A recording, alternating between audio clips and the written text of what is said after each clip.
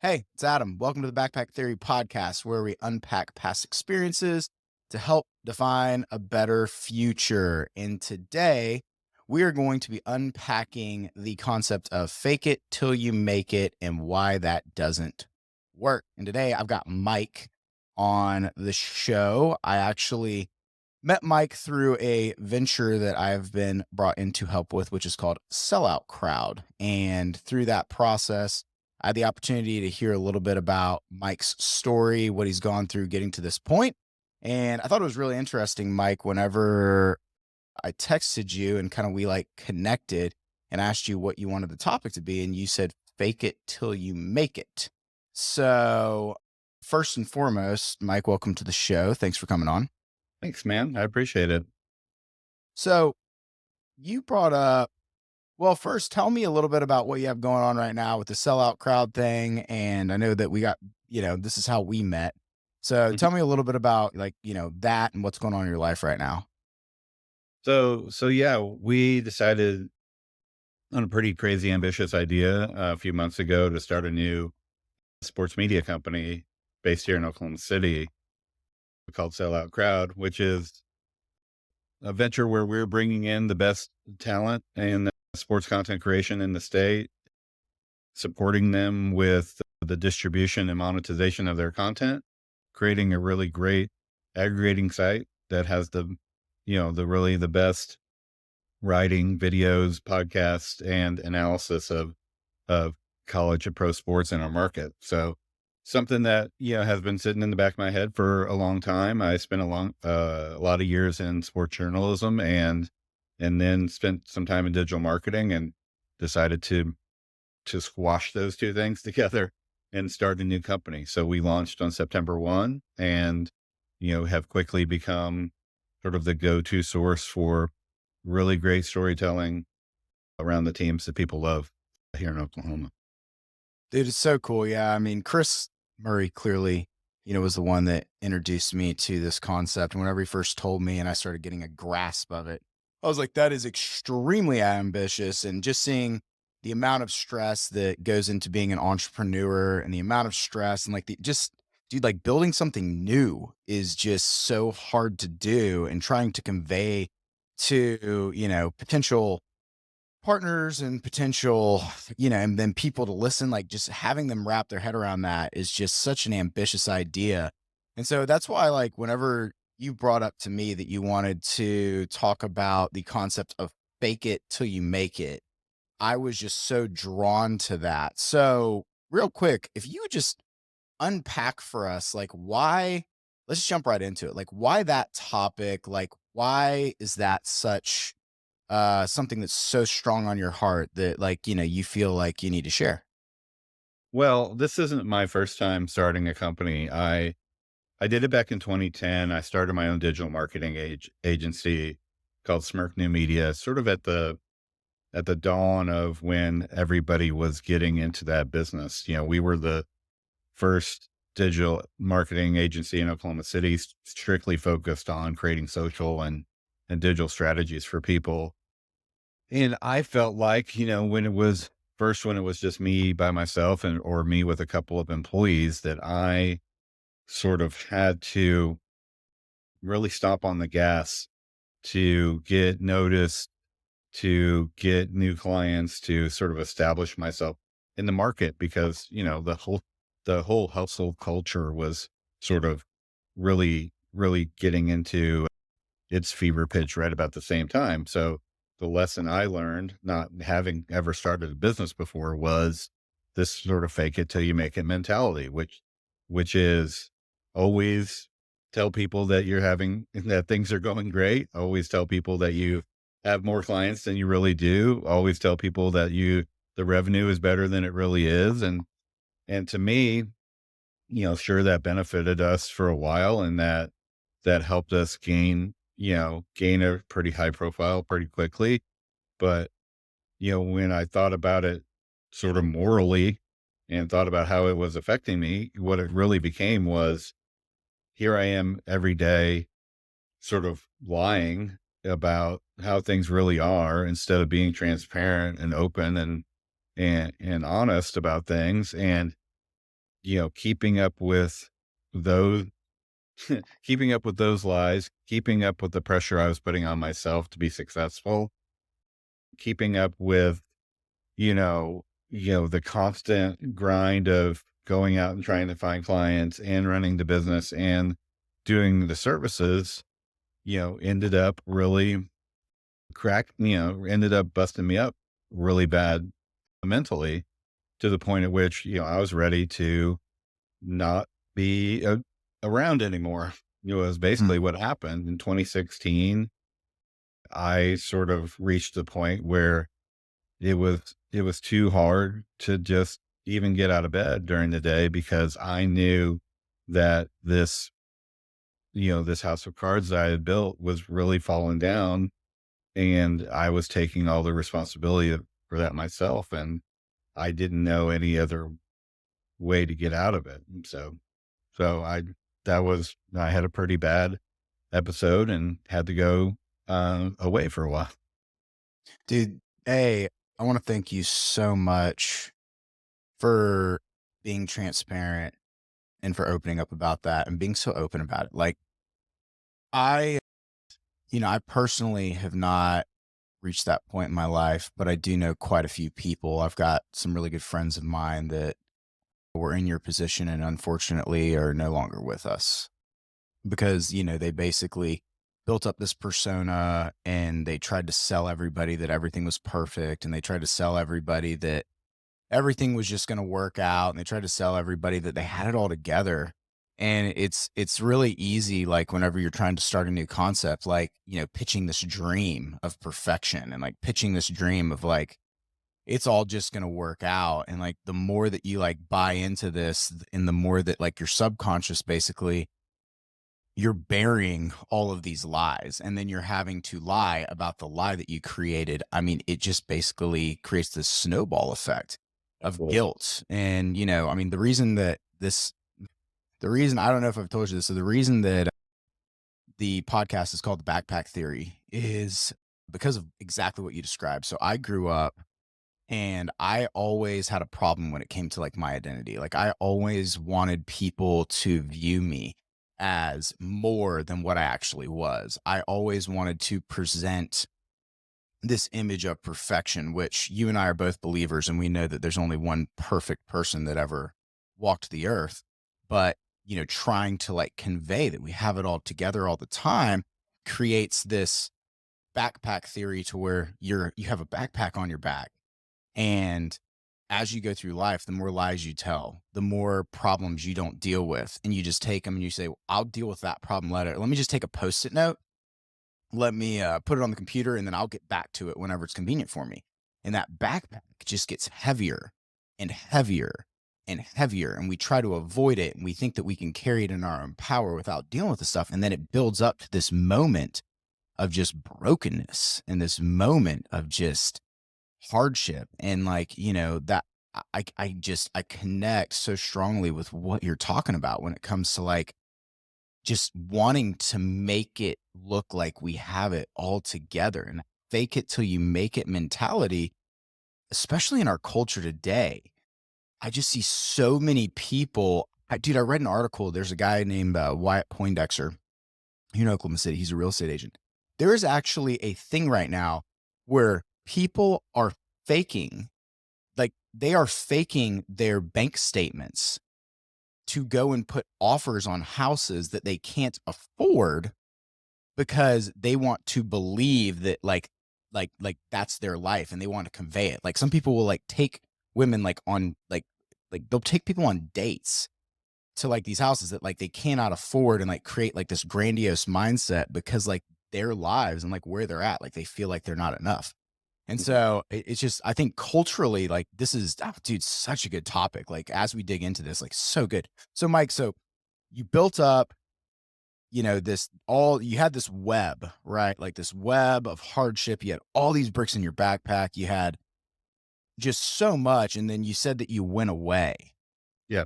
How did you, like, at what point did you hit? And I would like to touch a little bit on your faith journey.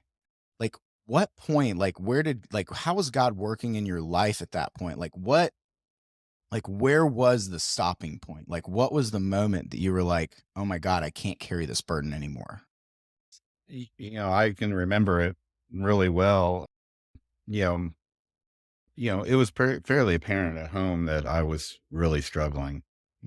And so I took my wife and I and the kids went on sort of a weekend trip down to Dallas to, maybe we can get dad to feel better. Went and did some fun stuff and came back on that Sunday, and that Sunday it didn't help. So I got a lot of pictures of me from that weekend sort of trying to smile and trying to have a good time, and it was just not effective. And that Sunday night I told my wife that, I was ready to kill myself, and she, you know, said this is the point at which you need some serious help, and we went to the hospital and checked myself in the hospital. And I really didn't know what that was going to be like. I was really not wanting to be there. I was, trying to say, "Oh, I'm fine, I'm fine, I'm fine." And so, when I went in and they don't literally strip you down, but, it's like, "Give me your shoelaces, give me your belt. Here, we're gonna talk to you about the medicine you need, and we're gonna put you in a room that only has a bed, and we're gonna get you some help." And so that was, the most jarring experience I've ever had. And it really is, you're alone with your thoughts, you're alone with God, and you're taking stock of, "Well, how did I get here?" Mhm. And I think sort of the last person you stop lying to is yourself, you know? I'm a successful businessman. What am I doing in this place with all these people? And it's like, it's like people that have come right off the street, or people who, are going to this place instead of to jail. And it is a really stark reality of how mental illness affects people, and that you know, the scales kind of fall from your eyes of, hey, that I'm also in this group of people, and I'm no better, and I'm no worse, but this is what my reality is.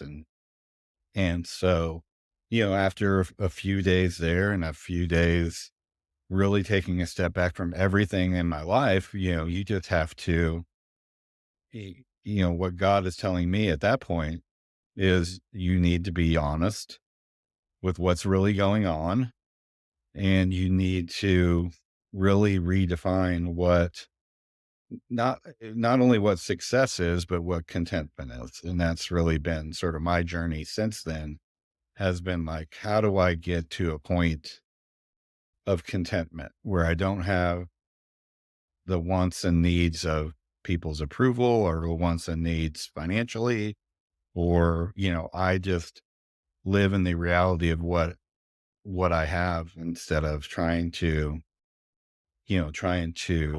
pursue things, just let what happens happens, and let with God sort of you riding with me on that, to see whatever is. And so that's sort of where I've come from then.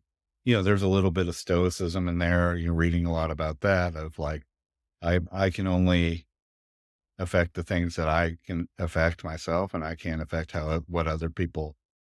I can't change what other people think of me. I can't change circumstances that aren't under my control. I can only sort of be in charge of myself.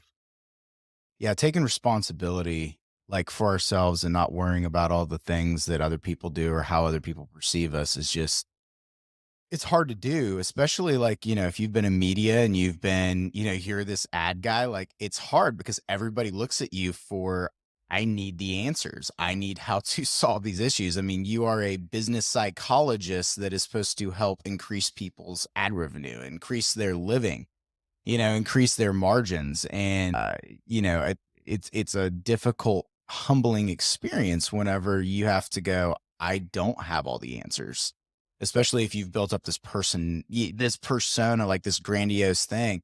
And dude, like there's I've gone through a very hard time in the last year in my life. And there's a song by John Reddick. I don't know if you've ever heard it before. And the song's titled like God Turn It Around. And it's fascinating to me whenever we are in the darkest moments of our life, how we're like looking for this turnaround. We're looking for that next page. Like we're looking for like any like light in the tunnel. And it's cool because in the song, like it builds up to like this like, this drop where all of a sudden like John Reddick starts talking about like, it's not about like God turn it around. It's the fact that like God has turned it around. And like in the moment that I'm at right now, I can take action right now to move past where I'm at. And I can right now move past the imperfections. And right now, God is healing like right now in this moment and allowing like that to be my direction and guidance. And so it's just fascinating to me how we sometimes look at God as being like so far away, but actually like he's like present in those moments with you, in the trenches with you, and he can really like lead you out of those moments. So you're in the hospital, you this realization, God's basically had this conversation with you where, and you have recognized like I need to work my way out of this. I think that there's a lot of people that have hit the point you're talking about. So you've now rebounded from that. I mean, not only have you rebounded, how long ago was this? 2016. 2016. So this was only, I mean, dude, so this was back in 2016. You hit that low, low point. You recognized you had people that loved you around you. You had your kids, you had your wife, you had your support system. I've met your wife, clearly a very faith-based woman, which is so important in life. Dude, we had a really cool little interaction where it was talking about like, maybe we should like start like a prayer board and like look at like the way that God has answered prayers in life. I thought that was really cool. But you've hit this point, and what were the steps like from, just over a just how long did it take for you to really start like unmolding that web that you had done? Like what did you have to go have some really hard conversations with people? Did you just have to take a year off? Did you have to delegate more? Like what did that recovery process look like that led you to have have the confidence to go start another venture and do it a different way? Yeah, it was really on the work side of things. It was really about delegating, and it was really about letting go of the stuff that I had basically become my own worst employee at that point, where I was doing a lot of stuff, sort of half-assing everything. Yeah, and so it was talking to Allie, who was my, sort of number one employee, with stepping back and giving her more authority to run the team. It eventually meant making her a partner in the business. It meant, really trying to figure out taking a few months, almost the rest of that year. So it happened in June. And so really taking the rest of that year, figuring out where did I fit the best? Where it wasn't doing client work because I wasn't super great at that. It wasn't doing the finances because I really wasn't great at that. And so it just became, hey, you know, why doesn't Allie run the day to day and I can do, sort of still be the face of the company and still do business development and network and market us and that ended up really turning things around. I mean, the team around me was really supportive and they didn't go anywhere. One of the things I'm proudest about Smirk is that we've had no employee turnover in like 6 years or something, and so Wow. we've only added to the team. We've added some great folks, and that's in large part due to Allie's leadership, but, it's about creating a culture where people could do what they're really do the things that they're really good at, and so, on the home side, it took a lot of counseling for myself. It took some medicine. It took some work with my wife and I just about setting boundaries and setting expectations you know, and really focusing on, what is the ultimate goal in all of this? You know, I want to take care of them. I want to take care of her, but we're not trying to do anything extravagant. You know, I'm not saving up to buy a yacht or or anything like that. You know, I want to have great kids, which I'm super blessed in that area. All three of our kids are great kids. And I have a wife, like you said, is she's just, I mean, I can talk for hours and Well, hours. What pause a real a quick. Let's woman.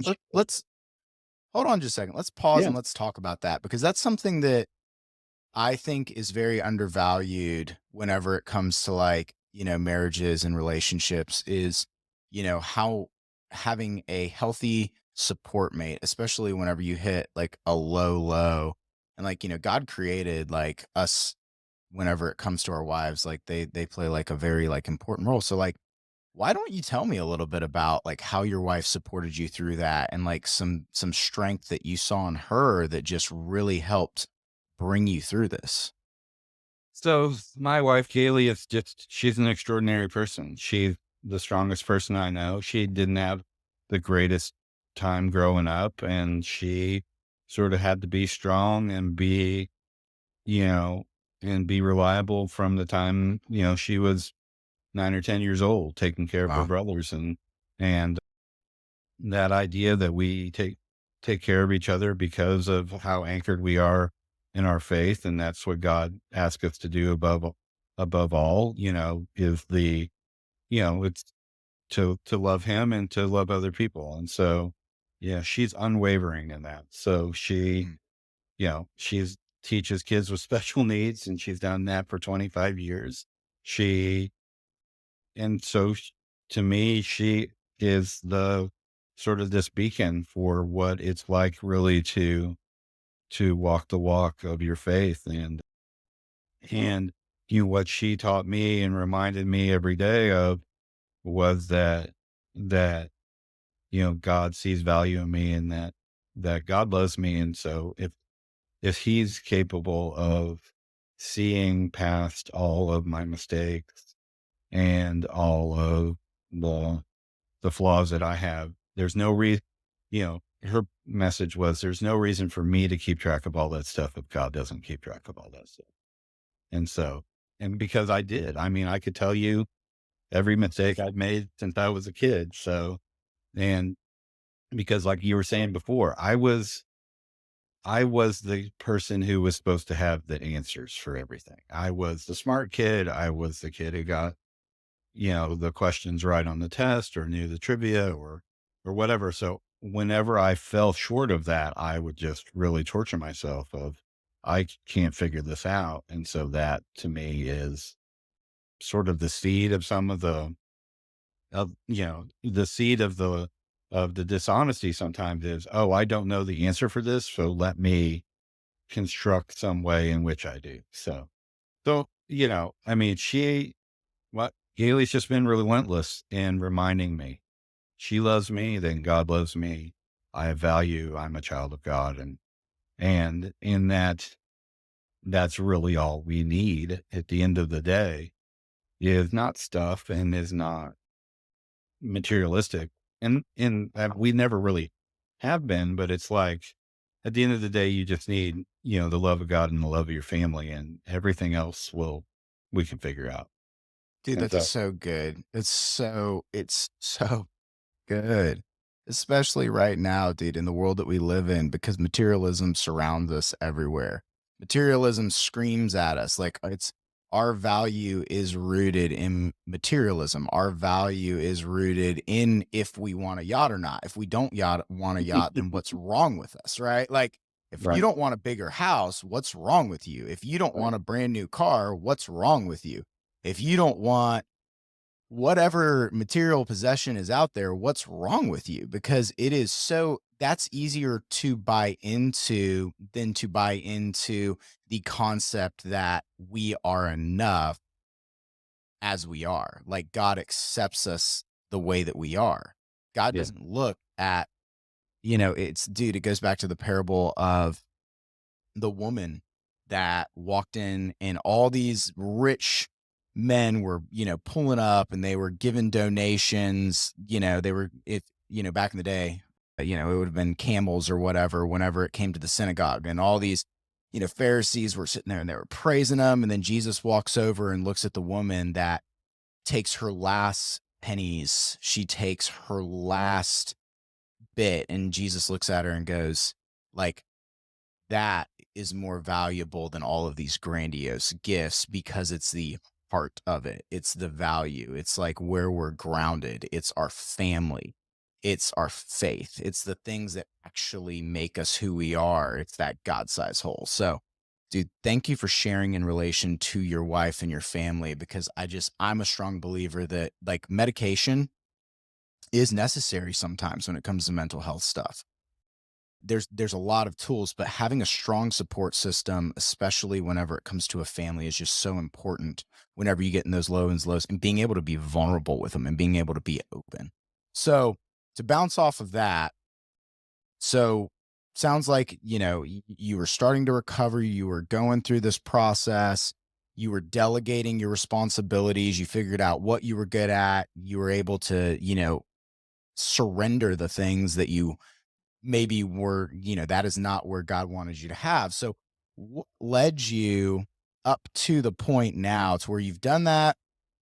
Why did, this new venture, like how did God put that on your heart? I mean, at what point did you really well, let me say this real quick. Like at what point did you really start seeing the breakthrough when it came to your mental health and like when did you start feeling moved to like share your story, during that process? Like how long did that take? I mean, it's not over. Yeah. It's It's still a work in never progress. right. And, and I ended up having, some really great groups at church surrounding me, really great guys that were pouring into me, and I felt like, honestly, it's about a year ago, it's actually a year ago today, was sort of, Today? Like yeah. today? Well, like tomorrow's my birthday. Oh, So well, happy birthday. last year I turned 50. And so on my birthday, I went to base camp with True North. I don't know if you know about that. I've heard of it. Yeah. Yeah. So True North is a men spiritual retreat basically that happens a few times a year. And so I went off for the weekend last year on my birthday to sort of recommit myself and to take stock of everything. And it's a real spiritual experience. You spend a lot of time with God. You spend a lot of time with other men, really learning about what God, sort of again, what God thinks of you and where you are in that story. And so what that turned into last year was really about getting rid of regret. What ended up, when you're on this journey to become healthier, again, for me, it was a lot of sort of reliving the mistakes that, I had done in the course of being very unhealthy.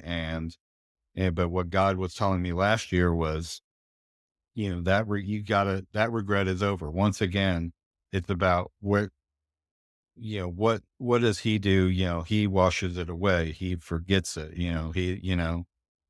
and so I was not doing that with myself. And I felt like that was sort of not the final step, but sort of the biggest definitive next step that I could take was again, self-forgiveness, forgetting the regret, putting the regret behind me and not sort of reliving all of those things, but only really pointing myself forward. What now can I do going forward as a healthier person, as a person more understanding of what God has done for me and how, he sees me on a daily basis. And so it became, hey, what can we do from now? We've had this journey to become healthier.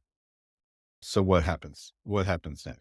And so, and that coinciding with my 50th birthday and sort of thinking about the future, what I thought was, how can I take where I am and continue to make it more about other people than it is about myself. I'm making a good living. I'm in a good place.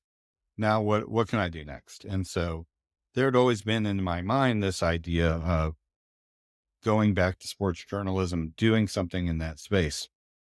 But the message that continued to ring strong for me is not doing that for me necessarily, but for doing that for these people that I know who poured their life into a profession that really doesn't honor them for the work that they do, doesn't honor them for how good they are at their craft. It doesn't, working for companies who don't see them as anything but, a line in a spreadsheet and not as sort of the true valued people that they are. And so with that as sort of the new perspective on what a company could be, that's sort of where the seeds of sellout began. And it's really about taking these people that I know and helping them make a better living and feel more worth for the great work that they do. Dude, that is so cool. It is, you know, it's so remarkable how you describe that process at True North, and I just envision that backpack on your back, and you're standing there in front of the cross, and you're looking up to God, and you're going, "God, like, I've got all these bricks in my backpack. I've got all these things that form my identity. I've got all these hurts. I've got all these doubts." And then you take that backpack out, you put it in front of you, the cross, and you just start taking it out brick by brick, and you look at that brick of unforgiveness and you say, God, I'm going to give this one to you. And then you look at this brick of deceit. God, I'm going to give this one to you. This isn't my identity. You take out that brick of, self-worth, ego, family. You just take it all out. And then the next thing you know, you're sitting at the cross and you've got this empty backpack and you just look at God and you just go, where do I go from here? And it's just so amazing that that literally happened like the day before your birthday. And then we're having this conversation 1 year later, which this was not planned at all. And you just look back on the last year, how God over and over and over again has just uplifted you and put you in a position to where whenever you let go of yourself and whenever you let go of your ego, your hurts, all these things that wrapped you up, God then put you in a position to uplift others through this vision. And like that literally has just accelerated. So that is just so cool. And I think that that just, it really speaks to me at why the thought of fake it till you make it just does not work. So, do you have, dude, this was epic. So, do you have anything else that you want to say about Sellout Crowd or where you're at? I have two questions I'm going to close with, but is there anything else that, you just feel like on your heart that you want to share with people that might be watching this? Yeah, I mean, really, it's about it- to me, it's all about finding contentment. My new phrase is, it's funny because we use this word content all the time, in what we do, and so my and this might be a tattoo, this might be on my tombstone or whatever, but my new thing is that word content means two things. It means content and it means content.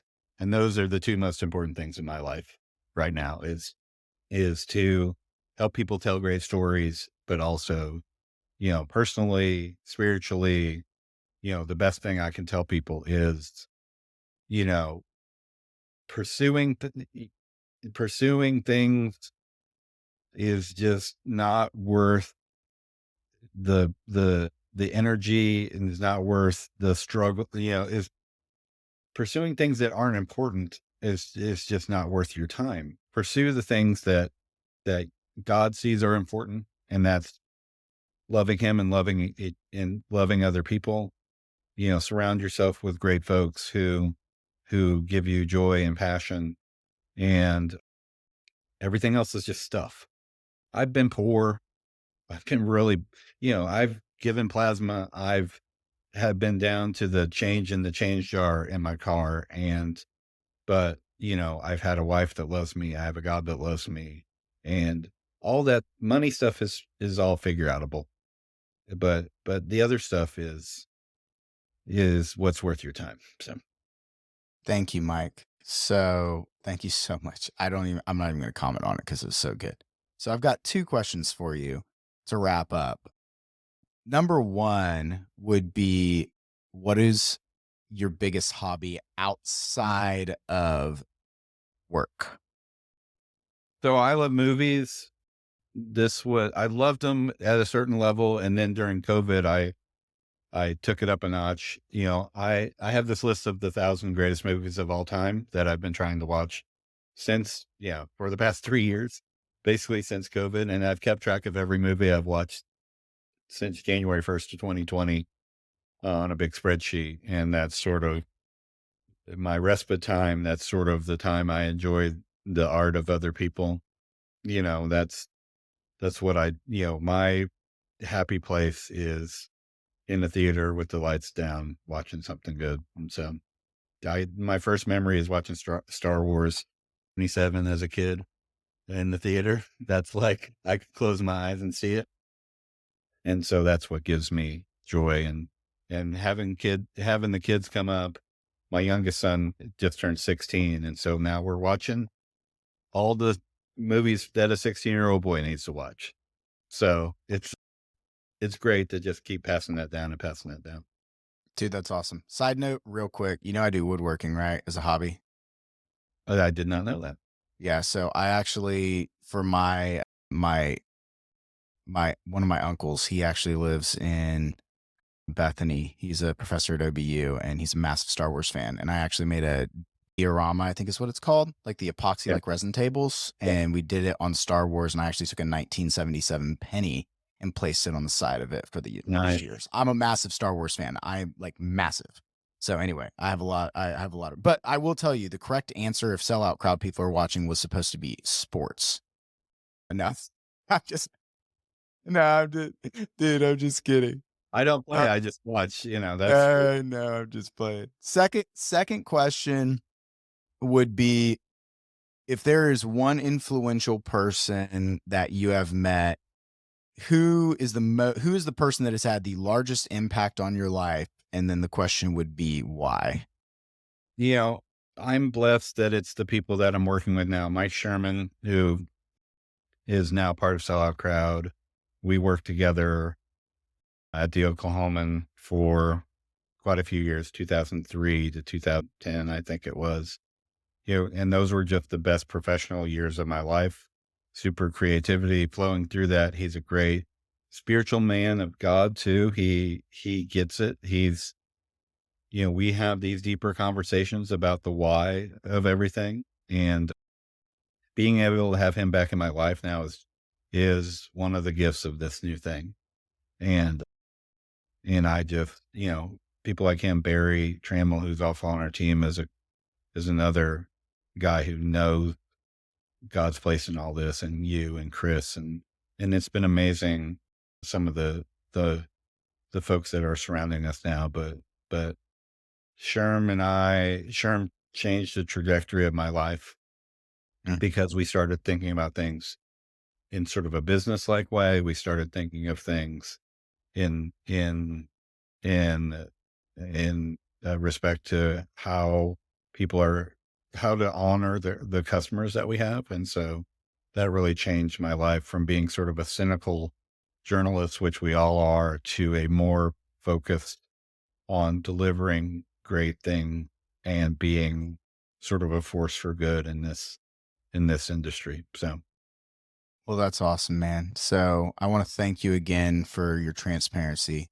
Thank you again for your openness. Thank you for sharing your faith. Thank you for embarking on the journey that you're on right now and really like grounding that in faith. And then thank you for being open about your mental health. If anybody is listening to this and you have struggled with mental health and, it has gotten really dark and you don't think there's anywhere to turn, A, don't be afraid to talk to somebody. Like, just don't. Like, if that is going through your mind, be open. Like, there are a lot of resources out there, like the 988 helpline hotline that, we just did a massive sponsorship with, talk to your family, and like primarily, like God's always there for you. Like he really is. Like, regardless of your circumstances, regardless of what you've done, regardless of your up and downs, like God is there to wrap his arms around you. He is there sitting by you right now if you choose to look. So, Mike, thank you so much for coming on the show. I really appreciate it. Today, we unpacked, whenever it comes to fake it till you make it and why it does not work. I'm Adam. Mike, thank you. Of Thanks, man. I appreciate it. course. Until next time on the Backpack Theory, see ya.